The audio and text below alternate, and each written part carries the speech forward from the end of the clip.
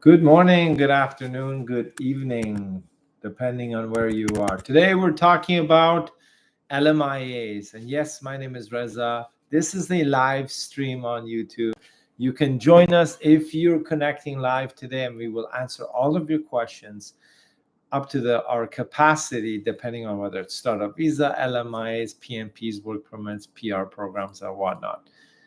Are you looking to help your Canadian clients, i.e. employers, hire foreign workers, or just helping their existing foreign workers obtain employment offer points in express entry through an LMIA? Welcome to today's YouTube live stream, where we'll discuss essential insights based on frequently asked questions we receive from our partner consultants. Today, we're not just covering the basics, but tackling specific topics such as LMI expiry dates, as well as responsibilities of the employers. That will be the focus of our live today. We'll also discuss what constitutes minor and significant changes to the LMIA, and when you need to contact Service Canada, and whether you need to inform them of specific changes in the work conditions of the foreign worker. This information is important to be aware of, both for the employer and any recruiters perhaps that are navigating the complexities of the LMI world and the Canadian immigration world. And again, folks, this is a live stream, so it's unedited, the raw truth again, and no special effects. So whatever we say goes live. Quick introduction, I'm Reza from Ingway Canada, licensed immigration company specializing in helping businesses, people, families, and entrepreneurs moving across borders with cross-border solutions. Why are we posting this video? It's to share with our worldwide audience, of course. And if you're thinking about immigrating, we're here to help. Get a free email assessment for eligible applicants only. And of course, you're an active immigration practitioner. We'd love to assist you with outsourcing your back office operations, including but not exclusive to assessments, processing, and pre-post landing support. More options than just Startup Visa Canada, right? Plus Startup Visa Canada. We're a solution provider, a cross-border solution provider. Canada, Panama, Portugal, New Zealand, Greece, Dubai, UK, and beyond. So let's start by discussing labor market impact assessments, also known as LMIAs. The expiry dates. As of May 1st, 2024, if you've been keeping track, an LMIA is only valid for up to 6 months. So if you applied before that and got a decision, of course, you would probably have a 2-year, a 1-year LMIA. During COVID, you even had longer validities. As of now, and we're in June 13th, 2024, if you're watching this live stream later on, LMIs are valid for 6 months. So you may be wondering, why do they do that? Why did they shorten it? Well, the employment statistics have changed. The supply-demand balance of the employed versus the unemployed across Canada has significantly changed since COVID. So during COVID, it was huge imbalance of demand being significantly higher than supply. There was literally no supply. But now that's reversed. If you put a job offer advertisement on any of the major platforms, you could get up to 500 applicants if you're in the major metropolitan areas. I'm not talking about rural communities, smaller communities, because you don't sometimes have that many people looking for jobs in those. 500 applicants is a big number, but places like Toronto, Montreal, Vancouver, Ottawa, Calgary, that is very normal. Okay, so let's go during this period. So this LMI validity period, which is 6 months going forward. And again, if you have an LMI that's valid now for 12 months or another 10 months, whatever is remaining, that the new rules will not affect LMIs that have already been issued. So if your LMI was issued in March, February, April, and it's valid for 12 months, that stays. Right now, we're only talking about new LMIs that are valid for 6 months. So employers have important responsibilities, such as notifying the temporary foreign worker of the LMI approval if there is a name attached, or attaching a name to the blank LMI, ensuring timely work permit applications within the validity. It means that the temporary foreign worker needs to apply for a work permit, whether they're inside Canada, outside Canada, within the validity stated on the LMIA, which is 6 months for new LMIs and the previous LMIs for whatever validity that period is. It is crucial to differentiate between the labor market impact assessment or LMI expiry date, the work duration. Okay, so that means the employment contract. How long is the foreign worker being hired to come to Canada to work? And the work permit expiry date, which they will receive from IRCC, whether from inside Canada or from an overseas embassy. So we know that the LMI expiry date marks the deadline for the work permit application to be submitted. So during this time, right, your work permit may not be processed, right? But the LMI may expire, but you've submitted it before the expiry date. That's what's important. So maybe your work permit takes 4 months, 2 months, 6 months, who knows? But the LMI may expire, but you've already submitted it. You may not be able to reapply if your work permit is refused or your foreign worker decides not to come to Canada. You cannot change the name after the expiry date, and you cannot reapply if your work permit has been refused if the LMI validity has expired by that time. But if it's still valid, yes, you can reapply. Meanwhile, work duration refers to the length of employment on the employment contract, typically proposed by the employer and agreed with the foreign worker in the job offer, right? So a maximum of 2 years, sometimes for highly skilled, highly paid, specialized workers like under global talent stream, you could even push it for 3 years in very specific cases. So you could hire your foreign worker for a year, for 6 months, for 12 months, 18, 24 in most cases. This period is carefully assessed to ensure that it does not adversely affect the labor market and is clearly specified in the LMI when Service Canada is processing your application for the LMI. Lastly, the work permit expires determined by IRCC, not Service Canada, when they decide on the work permit. So if they approve your foreign worker's work permit, whether it's overseas in an embassy or perhaps inside Canada, they look at the duration of the work contract, the job offer issued, and they will issue the work permit or the approval for the foreign worker to come pick up the work permit at the border within that time frame, that duration. Regardless of the date of the job offer, foreign workers must apply before the LMI expiry date, as we stated. The LMI can expire during this time, and then the work permit that is approved and will be picked up by your foreign worker at the border, whether land or air or airport, will be for that duration that the employer has signed with the foreign worker. So I hope that's clear.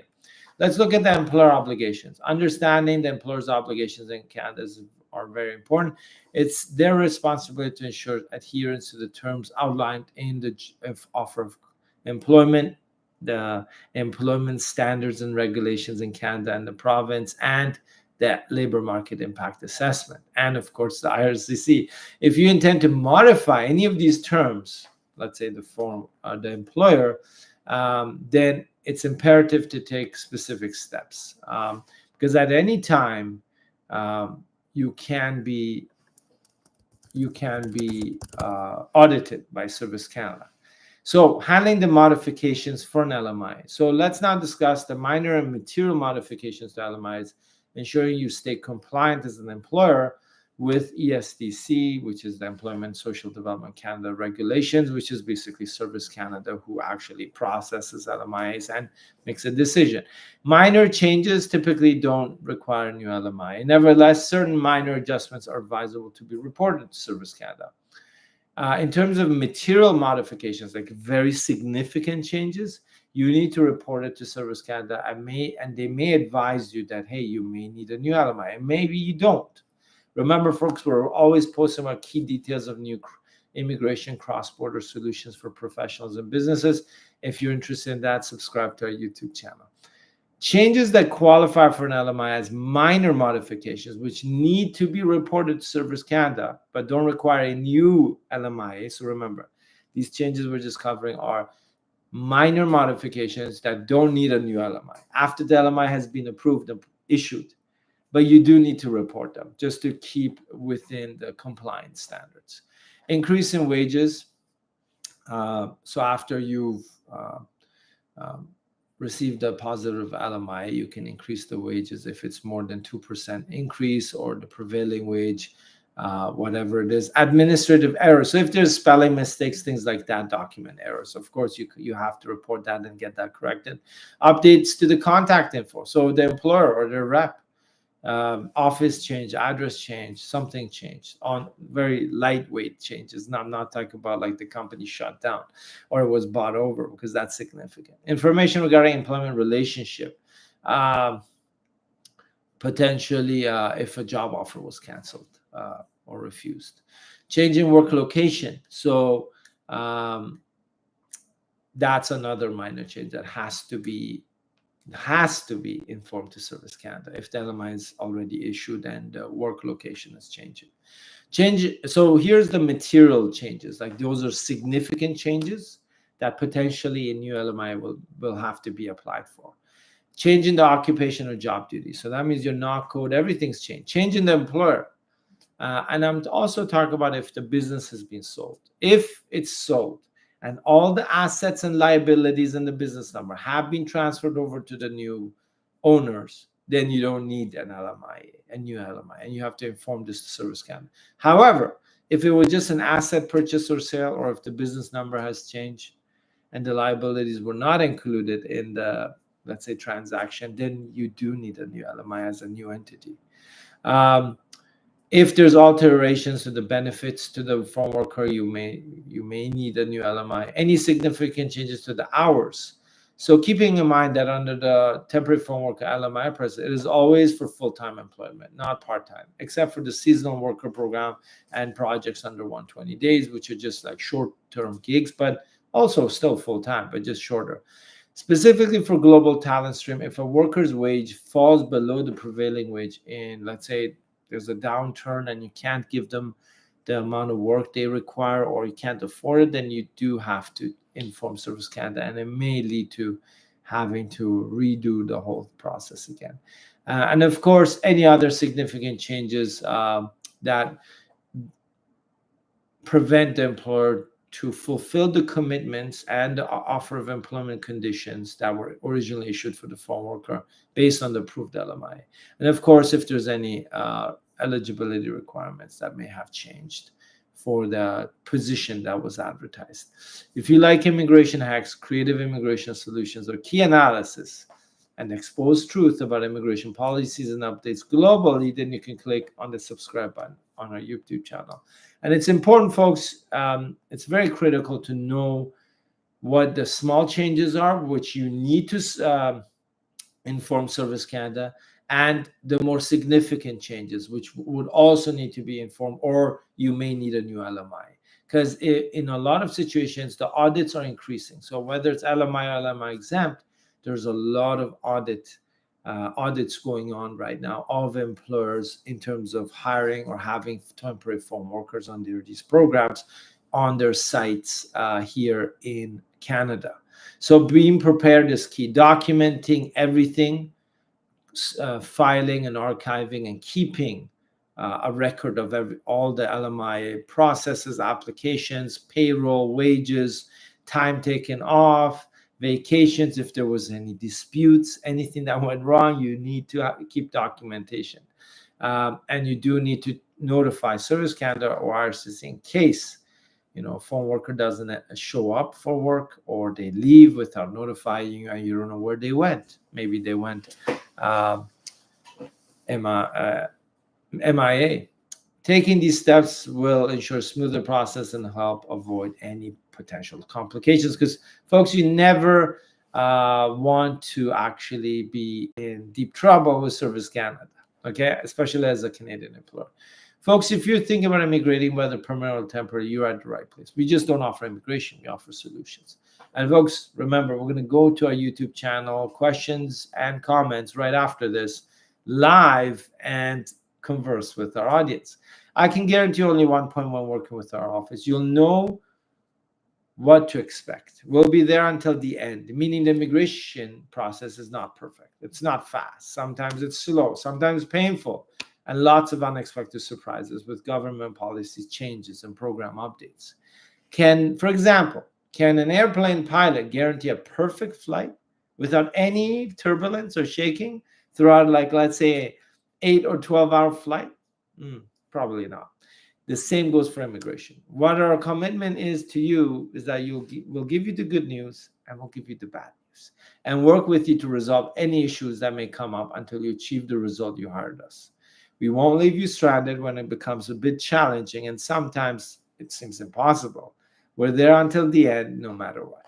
You're in full control of which program you choose for your immigration. We give you all the options based on your eligibility and your ultimate goal. Then you decide which one you want to apply for. Does your immigration agency do that? We have a $1 million liability insurance which protects you and us from fraud or mistakes, and as well as a dedicated client trust account, which is insured with our Canadian banking institutions. Our team speaks over 10 languages, and we've helped clients from over 50 different countries during the immigration process. Click the link down below this video for a free email assessment for eligible applicants only, folks. Okay, may not be for everyone. If you're ready to apply and want a one-on-one session with me or one of my licensed team members at Ingwe, well, you can also book a session using the consultation link also included below this video. And if you're wondering, hey, why should I pay for your consultation? Well, you can take our immigration knowledge for a test drive before you book a one-on-one. You can tune in our YouTube live stream every week where we answer all of your immigration questions that are within our knowledge to the best of our ability for free on the spot. Subscribe to our YouTube channel to be notified of when, what day, and what time of the day we go live, just like today. Okay, we got a bunch of folks here, all the regulars. Thank you for joining. Rosita says, hello, Mr. Ingwe. Thank you, Rosita. Nashvan Ali, hi, Reza. Thank you for covering the recent updates of the SUV program last week. Yeah, I did get a little bit of a backlash of people saying, why are you scaring everyone? Well, I'm like the news, right? Like I'm like an investigative reporter. I dive deep and I find out the ugly and the good stuff, the bad stuff, right? It's like, the CNN news or whatever news, most of it is pretty bad, right? It's either war or killing or somebody's done something. So I'm here just to report if it's bad or good news. So as soon as I get good news, I will report it to everyone. As soon as there's bad news, I have to report it as well. So apologies if anyone was offended with the K9 SUV team, SUV processing live that we did last week. So anyways. Angel, hello, Reza. Hope you're doing great. Hey, Angel, how are you? Did you land or not yet?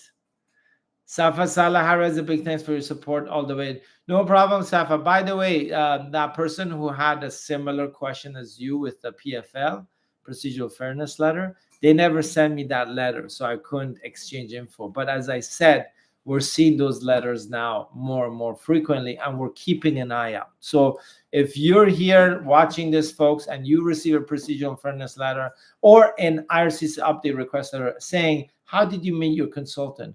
Who paid for them? How much did you pay for them? Show us proof of how you paid for them. Who came up with the idea? And all these very, not very normal questions. Please do share it with us here, because what we do is we look for patterns, trends, right? To figure out why are they asking your group that and maybe not other groups, okay?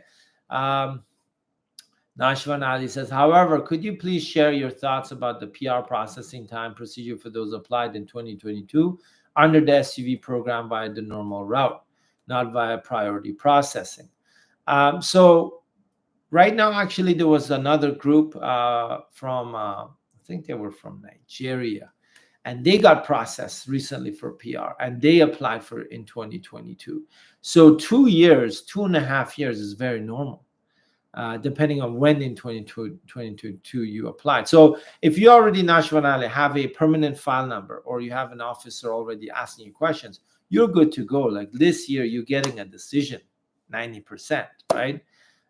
So that's my suggestion. If you don't have a permanent file number and the IRCC office has not looked at your file yet and you're non-prioritized, then it's a rabbit's hole. I cannot tell you, even if you call IRCC, they won't be able to. If you call the Minister of Immigration, I'm sure he has no clue either, right? Ronaldo Alok, hi Reza. Hello, Ronaldo. Ria Sharma, how long will it take to get passport back after visa stamp? I submitted passport almost a month ago, but didn't receive it. I applied from India. Yes, Ria. I've had cases where they received it within 4 weeks, and there's been cases where it took longer. So it really depends on how busy the embassy in that location is at that time, whether it's Mumbai or Delhi. But usually on average, it's 4 weeks. If it takes 6 or 8 weeks, it's not unusual. Okay. And again, each embassy is different. Rohit says, Rohit Chopra, in our SUV group, the founder has received passport request letter. Very nice, Rohit. By the way, Rohit, can you give us some insight? I mean, you're giving us some insight, but I need more insight. When did your founder receive a passport request letter? When did you all or the founder receive a pre-arrival letter from IRCC, which means all the free settlement services? When did you apply for the PR application? So we can analyze your case together and share it amongst our viewers. And to folks, we're talking about startup visa right now because that seems to be the flavor of the day. But other co-founders have not received it. 1 week has elapsed. That's very normal, Rohit. Very normal. There can be a gap, sometimes a month or 2 months. It's crazy. I'm telling you, folks. You've watched our videos before. IRCC is not organized. They have no proper system or 5 people, we're gonna give them all the PRs and passport request letters or whatnot, right? I've had huge gaps and I've had pretty short gaps. Usually 4 to 8 weeks is very normal. Okay. So the other co-founders have not received it, Rohit. Yeah. It is safe to assume all is well. How long will it take for other co-founders will get the passport request? Yes. And when you give us more info, Rohit, thank you for sharing, because it's important for us to know and validate that, yes, SUV groups are getting PRs without necessarily the K9 SUV team processing questions coming up. So that's great. If you can give us timelines of that, that'll be amazing. Nikki Patel, hello, Reza. As such, I don't have anything to ask. Only one question for today is, what's the priority process in SUV? Nikki, great question. That is the $1 million question, folks. The SUV question. What is priority processing? Right? How fast is it? Is it like a pizza? You order it and in 30 minutes, it's at your doorstep and it's money back guarantee? Of course not. This is IRCC. Do they even know what priority processing is? No. Has there been an update on the website? No. Have they updated their internal system so when you look at the RCC processing times under PR, under SUV, it'll show you non-priority and priority? Of course they haven't. The IRCC is great at declaring and announcing and doing all that great stuff, right? But do they know what priority processing is? No. Our estimate is 15 to 18 months, Nikki, for priority processing. And what we believe is that it will actually, priority processing means that they're actually going to be processed normally, but the non-priorities are just going to be in the back of the line forever. So they're going to just get, excuse my French, but they're going to get screwed over. So that's how we see priority processing is. It's literally, hey, everyone on this lane that's getting on the way to being processed for PR under SUV, if you're not priority, get onto the slow track or the gravel on the road. You're not on the highway anymore. So we expect priority processing to take anywhere from 15 to 18 months. This is an assumption. This is a working theory or hypothesis, Nick. And we have to validate that. Can anyone validate it today? Of course not. It's brand fresh new. Okay. But what will happen, and we're certain of this, is that non-priority will be just at the back, until there's no more priority applications for that officer's case file load. And they're going to look at that pile. So there's going to be 2 piles. The one on the right, which is going to be the priority, and then the one on the left, which is non-priority. So until this pile is finished, they're not going to start with this one. And if they're working on this one, and then they want to take the next non-priority, but there's a new file, which is priority, they're going to look at that case first. So that's how it's going to work. And nobody knows for 100% for sure how they'll actually implement it, but that's based on what RCC has done so far. This is what we expect. And we could be 100% incorrect on that as well, folks. Okay? But knowing RCC, it's full of surprises. Rohit Chopra, yes, we answered that. Safa Saleh, I heard yesterday about the cancellation of COPR 1 year after PR approval. It's really good K9 of RCC. No, Safa. You got to give us more details. You can't just throw us a bone like that and say, I heard there was a confirmation of PR that was canceled after a year. So I'll ask you this. That means the person landed, the applicant got their PR and it was canceled, or they never landed. And of course, if they didn't land, I'm not surprised. But I highly doubt that somebody got their PR and it was canceled after a year. That is not within regulation. Okay, so don't scare us, Saf. I know I'm the guy who has to scare everyone. No, I'm just kidding. But yeah, I think the applicant didn't land, Safa. That's why a confirmation of PR can be canceled. And cancellation or a validity expiry versus withdrawal is also very different. Okay, Ronaldo, hi Reza, I have a Nova Scotia PNP lodged January 7th, confirmed completeness check February 23rd. Up to now, no update news on Nova Scotia PNP job as pest control technician. Ronaldo, ask your employer to email Nova Scotia PNP. You will not be nominated this year. I'm sorry to say. We do have clients in the Nova Scotia PNP. If you're not in healthcare or construction, you're not being processed by the PNP in Nova Scotia. Bad news. I know.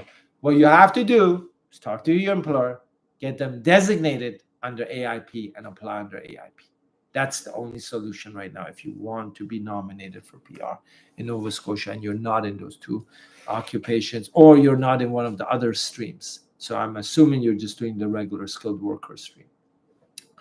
Olaoluda Gemble 2321. I apologize if I butchered that name.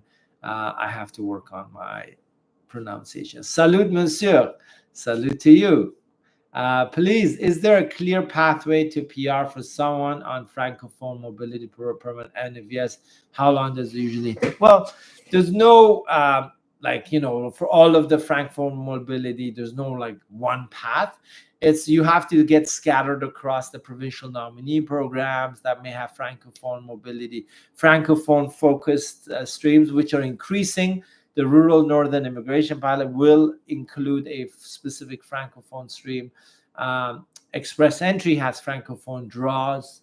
So there's no one program, okay? It's all the programs that are available that you have to consider. So the selection of your province, the region, is extremely important. And of course, your qualifications, eligibility. Ashish Jasal. Hi, Reza, adding to Rohit's message. Rohit. Okay. Yeah, for sure. If you have more information, okay. Now that a week has elapsed, is it safe to assume that other co-founder files are also approved? Applied February 2022. This is an SUV group that just got a confirmation. Two co-founders got the permanent file number in September and the other two in Feb. ADR in February and March, passport or pre-arrival letter in March. The founder got his PPR last Thursday during your live stream. That is great news, Ashish. I am so happy we actually got SUV groups that are getting passport request letters. So yes, it is safe to assume, Ashish, because you know what? They can't approve two people and not approve unless those other two are non-essential and they want to refuse them. But usually if they want to refuse, they do that all at the same time or similar timelines. But so 90%, you're good to go. It could take 4-6 weeks. Usually we see it within 4 weeks, everyone gets a passport request. But again, if there's a week or two here and there, don't be too worried about that. And again, think about non-essential versus essential.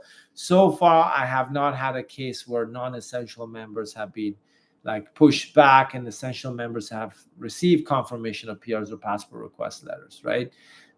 If they do want to do something with the non-essential, I think they will do that up front. So you're good to go, Ashish. And of course, Rohit. Nikki Patel, we're not thinking about this process because we're already frustrated now. We don't want any more waiting period for this mystery box. Yeah, you're right, Nikki. SUV is slow, SUV is uncertain, and RCC is not good or transparent about how they're processing cases, right? It's just a random thing. I do believe you, and I know everyone, a lot of people are on the same boat as you. Safa Saleh, for my case, I'm still waiting for the decision on the PFL. Now we have 45 days waiting. That's fine.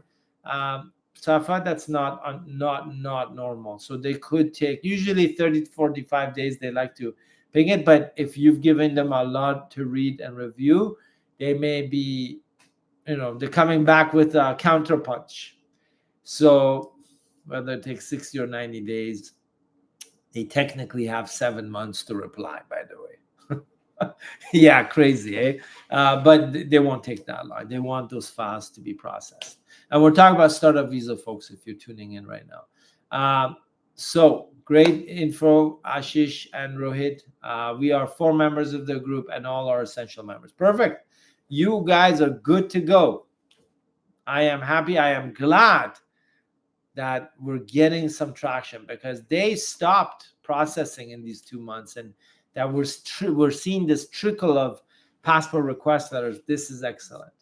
Anna, hey Reza, hey Anna, Safasala, I'm not sure if he landed or not, but as I know from the lawyer, that PR withdrawn due to the misrepresent is after 1 year of approval.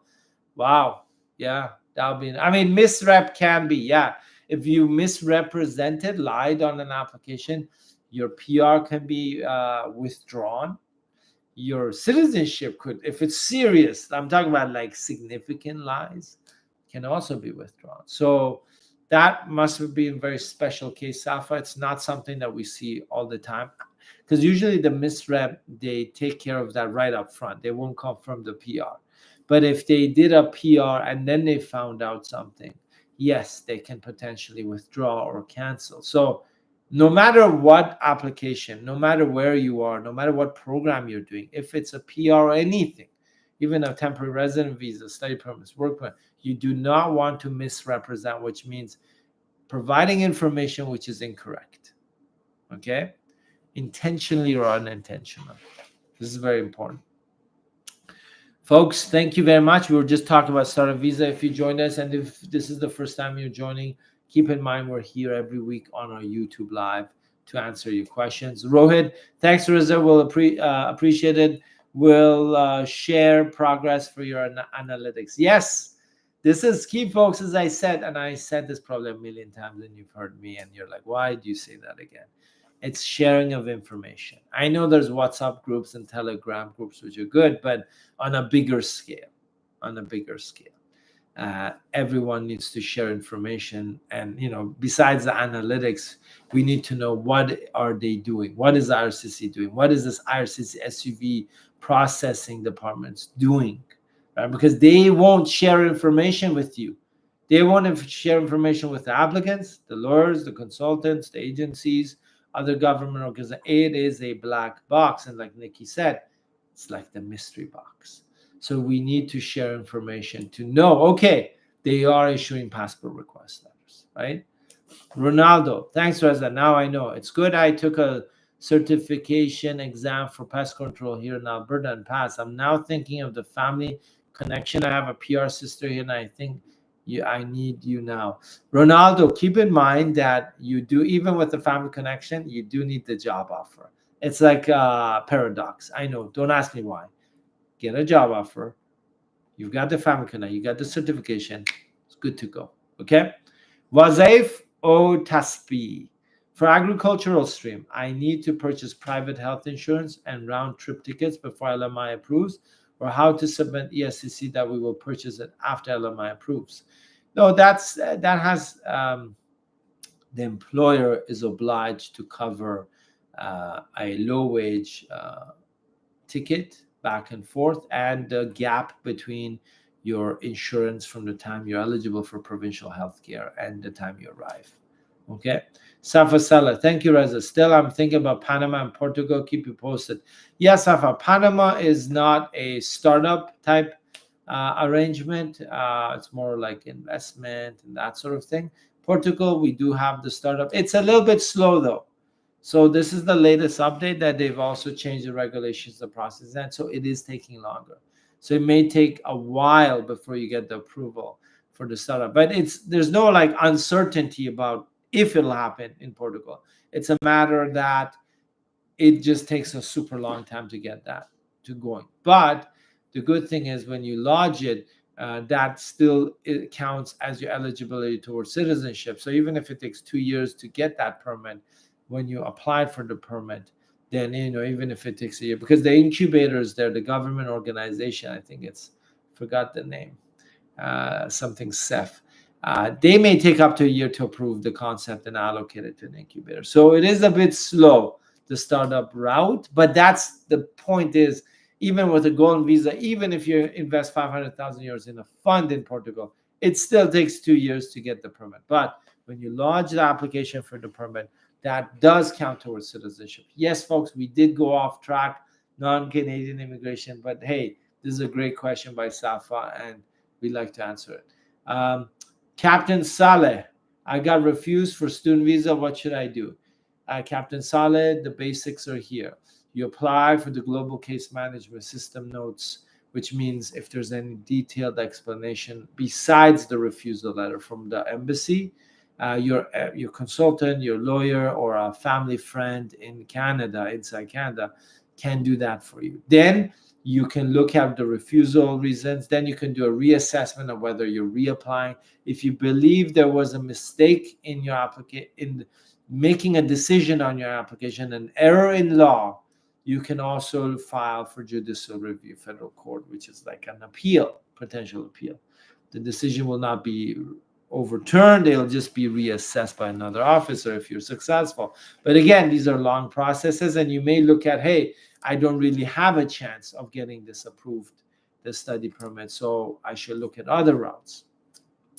I'm just giving you the basics. Fabulous. Ibodun Qadri. Message retracted, but I like your name, by the way. So, folks, thank you very much. If there's any questions, post them now or forever hold your silence. And we will be back here next week.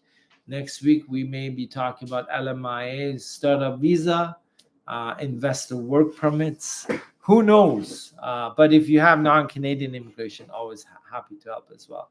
So, fabulous. Aboidun Quadri. For a startup visa program, can I purchase an innovative business inside Canada to qualify? If yes, can you help me to locate such business that can be purchased? It is possible. It's not a requirement of startup visa. So how it works is you have to go through the basic startup visa process, your innovative idea, your concept, your business plan, your letter of support. But during that process, you can also make acquisitions of businesses that support your or are related to your innovative idea, which allow you to expand, to grow your business, because you don't have customers or traction. But if you buy this business, maybe they can use your technology, or you can expand into their market because they already have a customer. So 100% yes, fabulous Abuidin Quadri. However, it has to be done in the right order, and it has to be related. Like, let's say you've got an innovative SaaS, but you're buying a bubble tea shop and it has nothing to do with your innovative SaaS. Well, that's not really going to help your startup visa. But if you do have a budget, send it over to us, info@ingwe.ca, and I'll put my email in the chat. Basically, tell us your budget, geographic restriction, outright purchase or partial ownership, equity partnership, ultimate goal, and what industry. You give those details, and I'll let you know that yes or no, it's realistic or unrealistic. Captain Saleh, could you assist my case and advise me in case there's a better route? Captain Saleh, yeah, sometimes our assessment can lead to the fact that there's no other option, or you don't really have a chance of being approved or winning a judicial review.